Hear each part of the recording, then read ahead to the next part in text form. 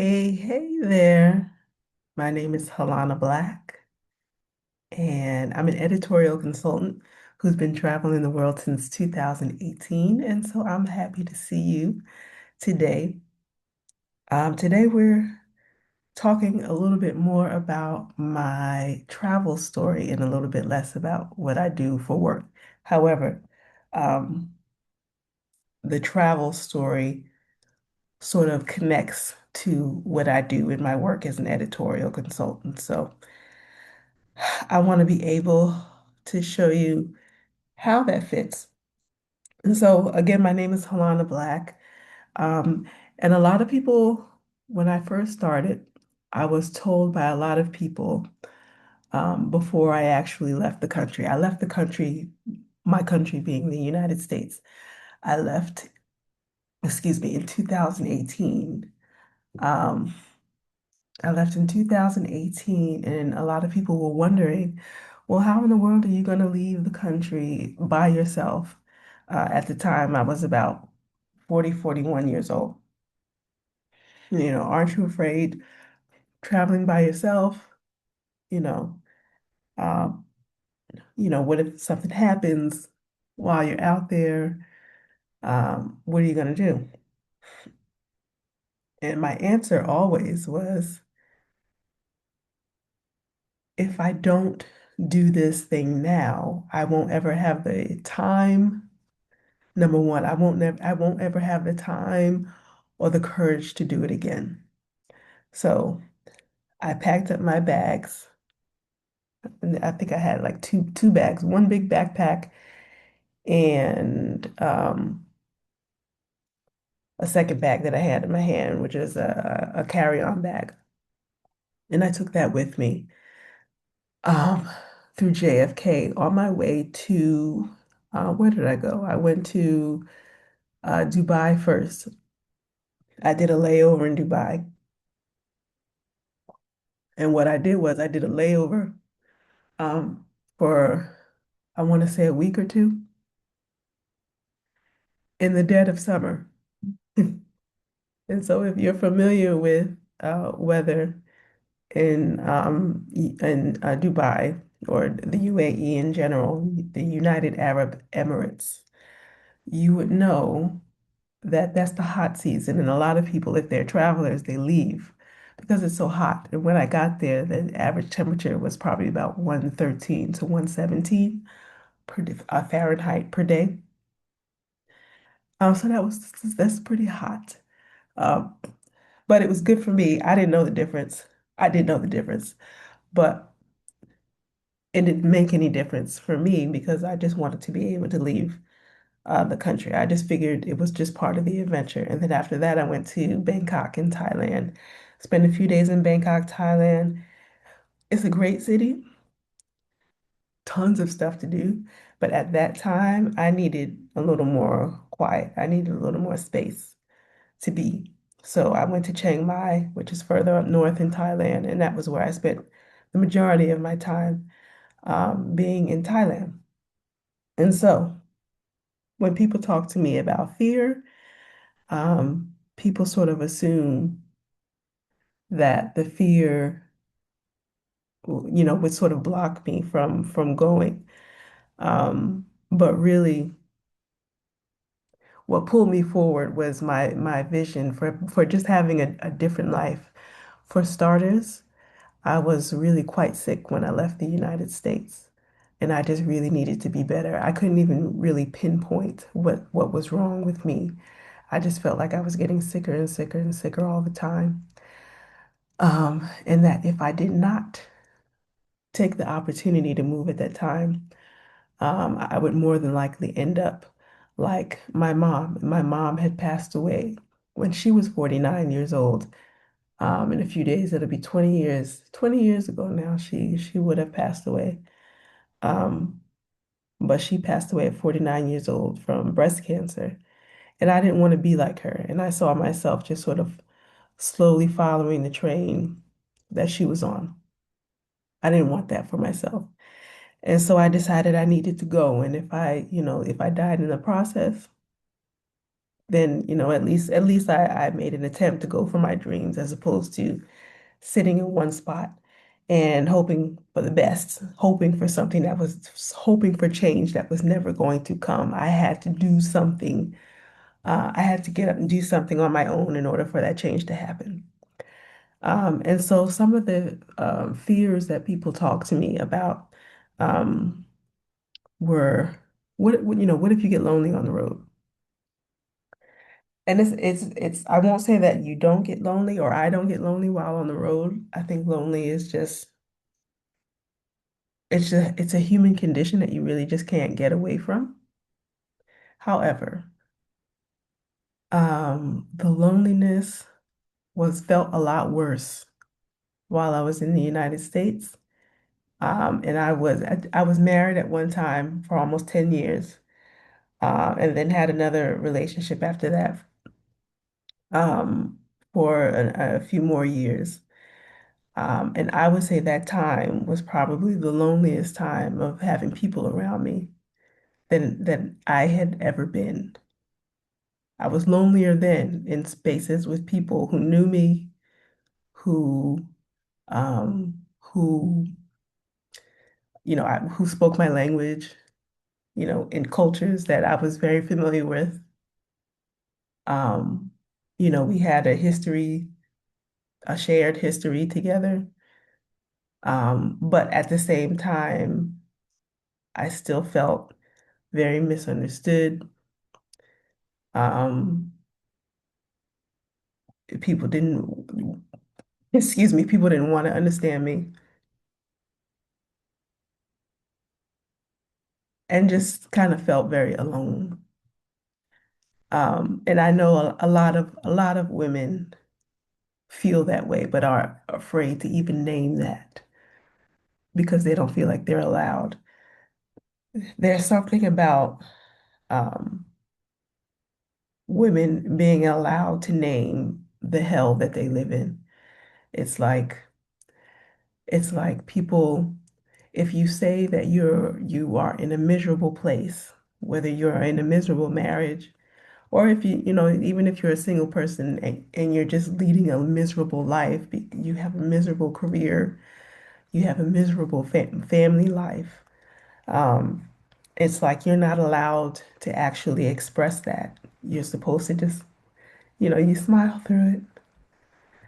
Um, and so I was not willing to live like that anymore. Um, and I hope that somebody hears that because a lot of institutions, your family history, your social conditioning, your religious conditioning, um, will tell you that, if you get yourself into something, you got to stick it out. And that's not true. Life is really a succession of choices, and you can choose different if you want to throughout the space of your life. To make someone hold to a decision they made when they were 25 and still think that when you're 45 that you are the same person that you were when you're 25, just it doesn't make sense. It doesn't make sense. And so there needs to be room within our culture, within our human culture, for people to be able to decide whether or not the decisions that they made yesterday actually fit what it is and who they are today. Um,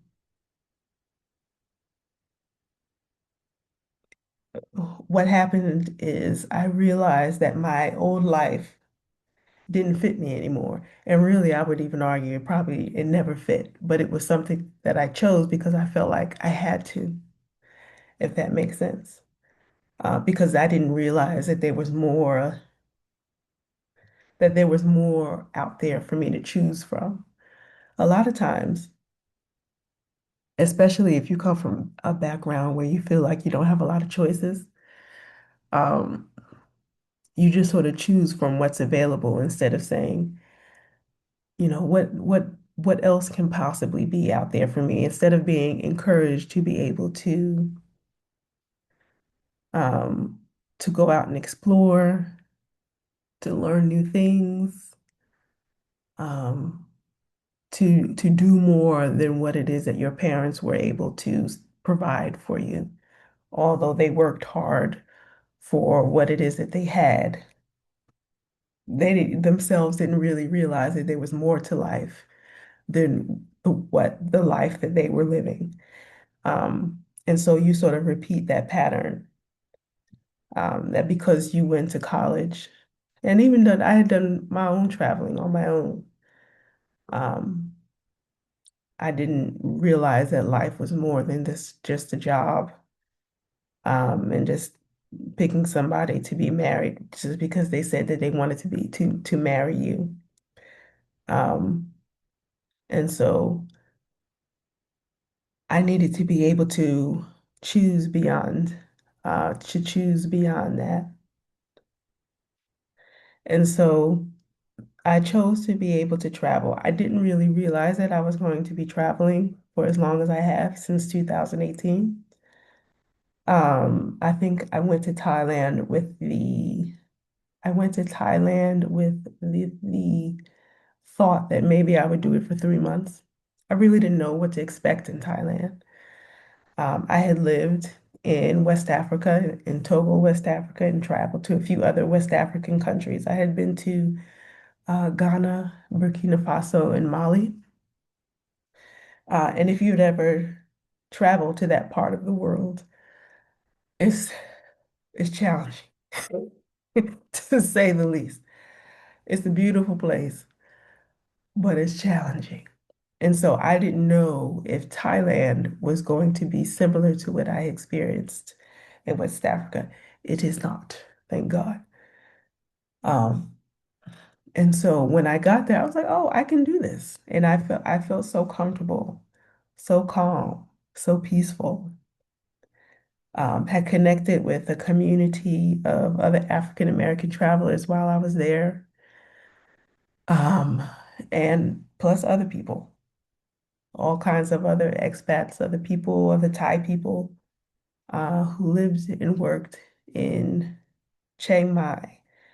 I learned a lot of things. Um, I learned the importance of meditation, develop my own meditation practice that I continue to practice today. And it's one of the tools that I use to be able to regulate, my nervous system, to be able to clear my thoughts, and to be able to just stay as calm as I do, throughout my life.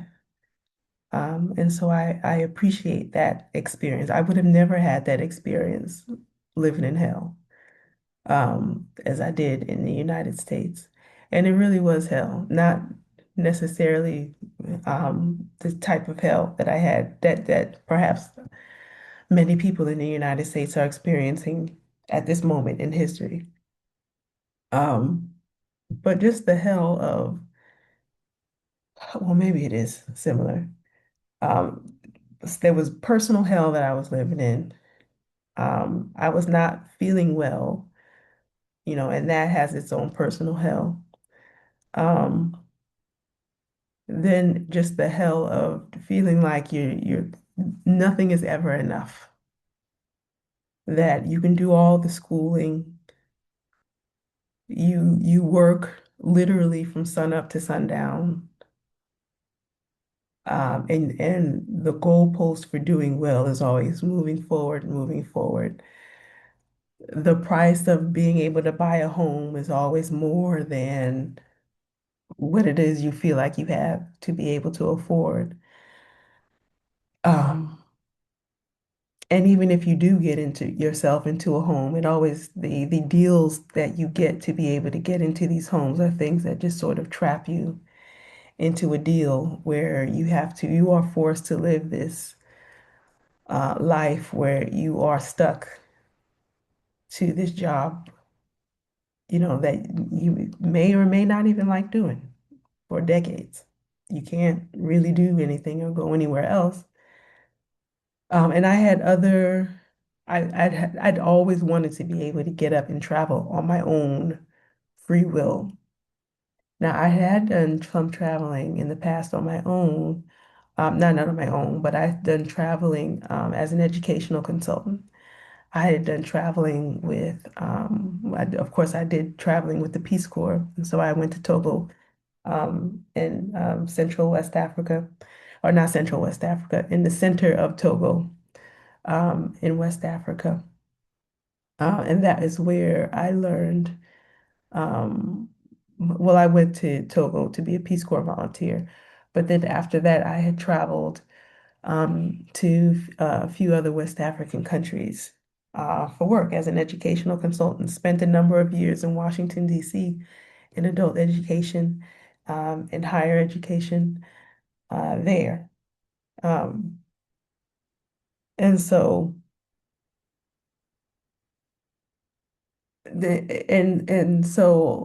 and I liked those things. I just wanted to space to be able to discover more. I've always felt like there was something else for me to be able to discover. Um, and the life that I was living, the type of career that I had, you really wouldn't have the space to even be able to consider something else, that perhaps there are other things that you can do with your life besides the job that you have chosen. There's no space to even explore that. And I wanted to be able to do more, just other things, fun things, things that make me happy besides just work and going to school. Because I was going to work, I would get up 6, 7 o'clock in the morning, go to work all day. If you got out of work at 5 p.m., you were lucky. Working in education, or working in higher education, you were always working until maybe 6, 7 p.m. maybe. And then there were the nights where you can get off at 5 p.m., but then you had to fight traffic to be able to go to school because I was in a doctorate program.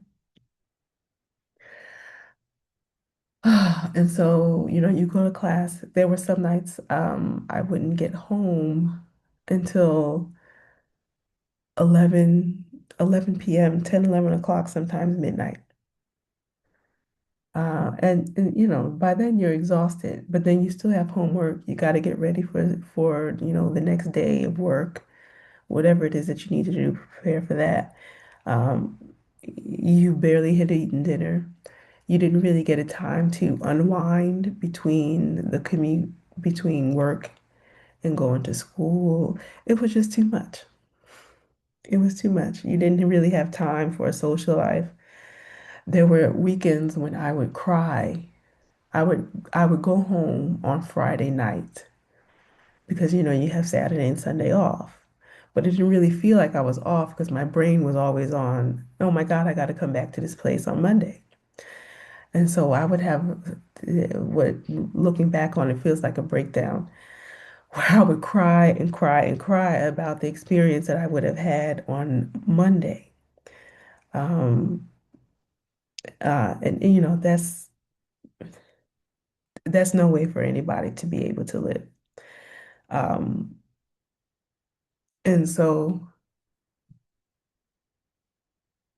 I'm happy that I got that opportunity. I'm happy that I got over my fear of being alone to be able to pursue myself, to be able to pursue my own life, to be able to pursue um, traveling where I had space to be able to breathe. Sometimes you just need space. You just need some space in your life. It's not that you're looking for something. You just need time for your brain to just sort of settle into itself and to be able to give yourself space to be able to dream another dream for your life. What would feel good to you? Because that's really naturally what we want to do. We want to do the things that feel good to us. And I really think that a lot of human beings get stuck in these patterns where they're like the only thing that they're allowed to do to be able to enjoy themselves is engage in overindulge in alcohol, drugs, and eating and sex and all sorts of other things to a point where it can ruin their lives. if they had a little bit more time, a little bit more space in their lives to be able to explore other parts of themselves that made them feel good about themselves, perhaps they wouldn't have a need for any of those other crutches. And I honestly believe that. So, being able to travel has offered me a lot of things. One, I'm able to observe more. I'm able to observe what's going on around me. The learning the practice of meditation in and of itself um, has allowed me to sort of stop the extra chatter that goes on in the back of our minds that sort of stop us from being able to observe what is going on and what is our role and what is going on around us. And so one of my favorite pictures that I remember taking was of me in in a field of sunflowers in Chiang Mai. And I remember this because I was so sick that day. I don't know how the hell I walked, but I had taken a taxi to a local mall, hung out at the mall, um, wasn't really feeling well. At the time, I was always like, whenever it was a really hot day for some reason, um, and I would sort of feel shaky. But after spending some time in the mall, I felt a little better. And so I walked down the road to where I saw the field of sunflowers. And I felt like I just needed to get to these sunflowers to take a picture. And honestly, I felt like I wanted to take the picture because if I felt so bad that if something were to happen to me, if I were to die soon, I would want my family to have this picture of me in this field of sunflowers, um, and not think that I was miserable. I want them to have a picture of me in a happy space, which nobody had. Nobody had had it. There was no picture of me happily going to school. There was no picture of me happily being married. There was no happy picture of me, at my work. I need to find that picture. Um, but yeah, that was an important picture for me. And so I was able to, what I was going back to what I was saying is that being able to travel alone, I've learned how to be able to observe more. And so I've been able to observe more of the spaces that what makes me happy. What are the things that make me happy? I'm able to listen better. I'm able to listen better to when my intuition is speaking to me instead of having um, my thoughts and everybody else's thoughts and opinions overriding what it is that I want to be able to say. Um, and you stop sort of narrating your life for the purpose of other people. You stop saying things that make sense more for other people than you do for yourself. I don't have to explain why it is that I live the way that I do because they see the results of it. They may not have understood it in the beginning, but they get it now.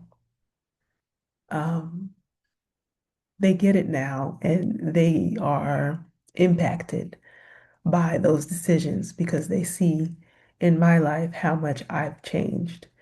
And so, me having the courage to do what I have done gives them courage to go for the type of life that they may have always wanted.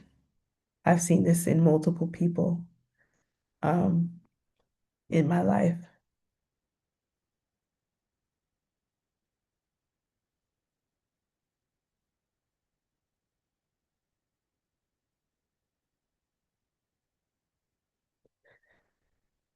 So yeah, that was really all that I really came to be able to say today, is that don't let fear stop you from doing the thing that you want to do, whether it's travel or something else. I don't think that we realize how short this life is. This life is so short. One of the best gifts I think my mom would have ever given me is the example of what was she was able to demonstrate to me in real life, in real time, that we don't have time to waste sitting in decisions that we know are bad for us. If you make a bad decision, it's okay. I've made bad decisions and probably even will make 100 more before I leave the earth. But you don't have to sit in it forever. You don't have to sit in those bad decisions. You can make a different one. It's okay. Life is just too short and too precious for you to just be sitting in a life that doesn't suit you because you're trying to conform with a religion, social norms, what you learned in school, family norms. It's just we are at a day and an age when I think it's where it's more comfortable for people to be able to leave what it is that they've known to be able to pursue what it is that you really want to pursue.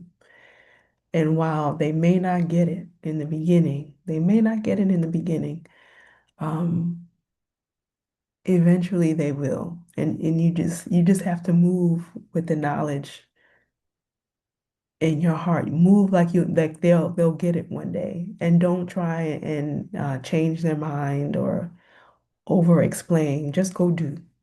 Go do you. Go do make the decision that makes you happy. Because happiness is contagious. Happiness is contagious. You giving yourself permission to be happy also gives other people around you permission to do the thing that makes them happy.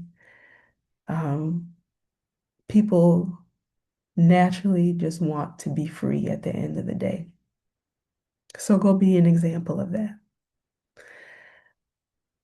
And so that's my fear, my fear story. I hope that that was valuable to somebody. If this was valuable to you, um, I would love to know who you are.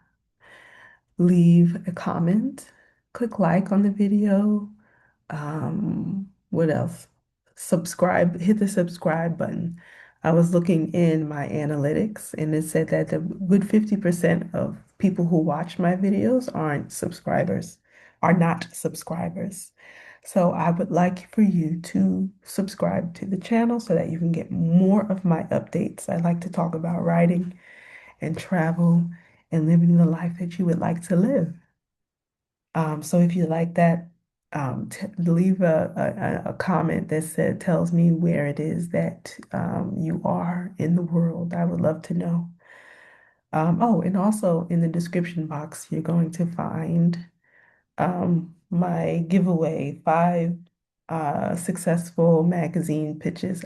I'm doing a class in a few weeks for people who are interested in pitching, learning how to pitch magazines. And so 5 successful magazine pitches. I will have that link in the description box if you want to be able to download it. Just put your name and your email address and you'll get that right away. So I will be back with to you tomorrow for another video. Have a great day.